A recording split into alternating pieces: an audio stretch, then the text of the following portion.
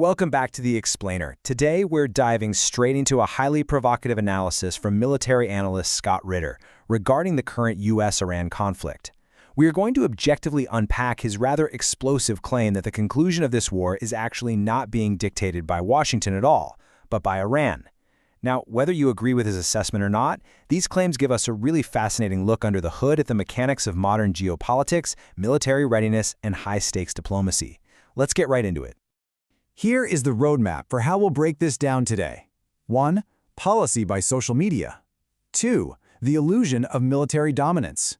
3. The diplomatic charade. 4. Profiting from chaos. And finally, number 5, a global grand bargain.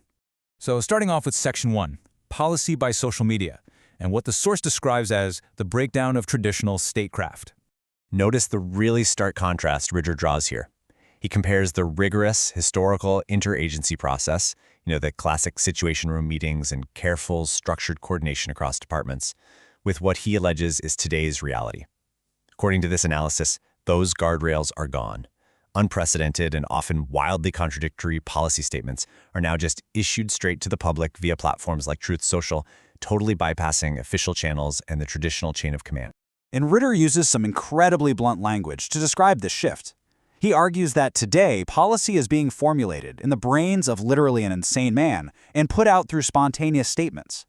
The core argument here is that when you strip away traditional coordination, you aren't gaining agility. Instead, you're getting a completely dysfunctional, reactive environment that leaves both our allies and our adversaries totally guessing.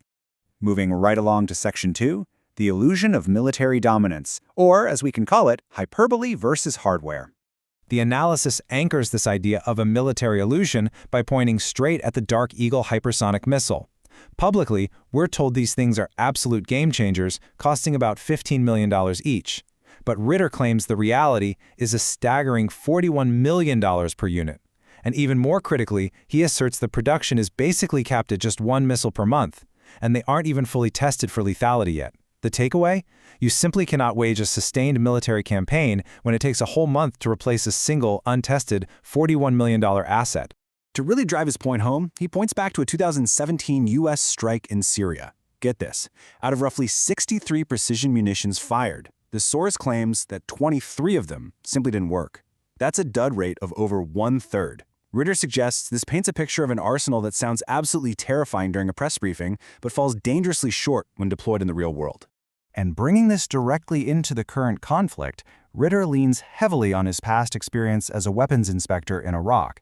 He claims that over 39 days of recent strikes, the U.S. was basically just blowing up evacuated buildings.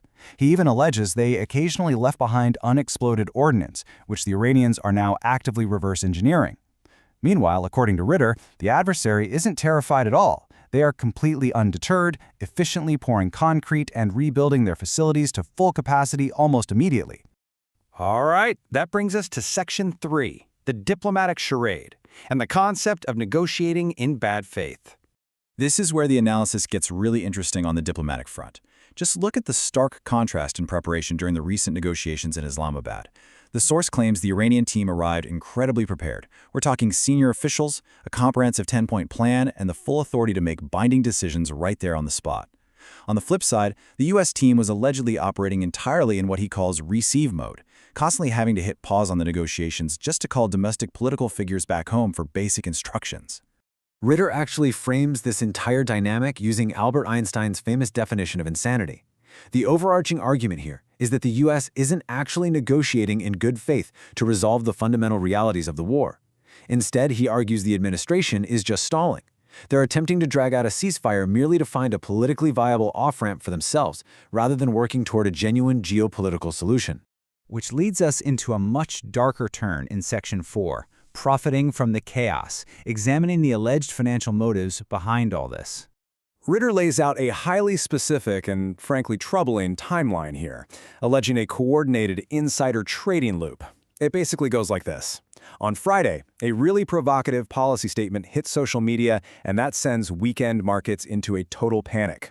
Then, at a strategic moment on Monday, a contradictory post miraculously calms the waters. And immediately following this manufactured volatility, massive financial payouts are realized on strategically placed short trades. To anchor this explosive allegation, the source cites a very specific instance. He points to a massive $125 million short position that was allegedly placed in exact, down-to-the-minute coordination with a 7 a.m. presidential social media post. Ritter claims this is absolutely no coincidence. He argues it's a deliberate pattern intended to recapitalize political insiders, effectively turning American national security policy into an illicit casino. Finally, we zoom all the way out for Section 5, a global grand bargain and the overarching geopolitical chessboard. According to the analysis, there is a grand bargain being quietly orchestrated behind the scenes right now.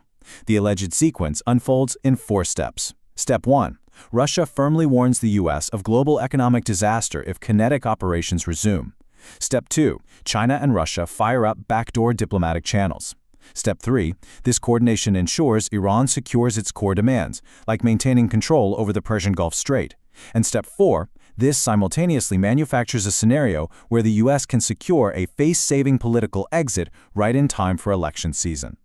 Now, Ritter argues that to really understand this grand bargain, you have to look at all these interconnected global pressure points. It is not just happening in a vacuum in the Middle East.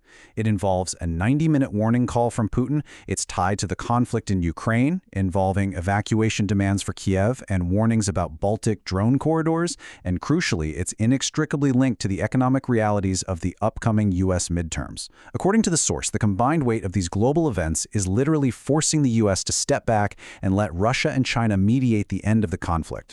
So, what does this all mean? What's the ultimate takeaway? Well, Ritter concludes that whatever final deal is eventually announced to the public, it's essentially just going to be lipstick on a pig. The narrative presented to the American people will undoubtedly claim a massive domestic victory.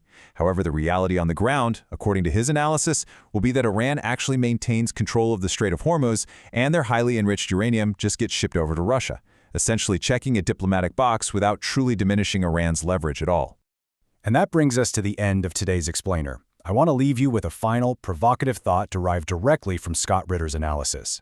If public policy, military posturing, and international diplomacy are merely facades designed for domestic political survival, who is truly in the driver's seat of global geopolitics today?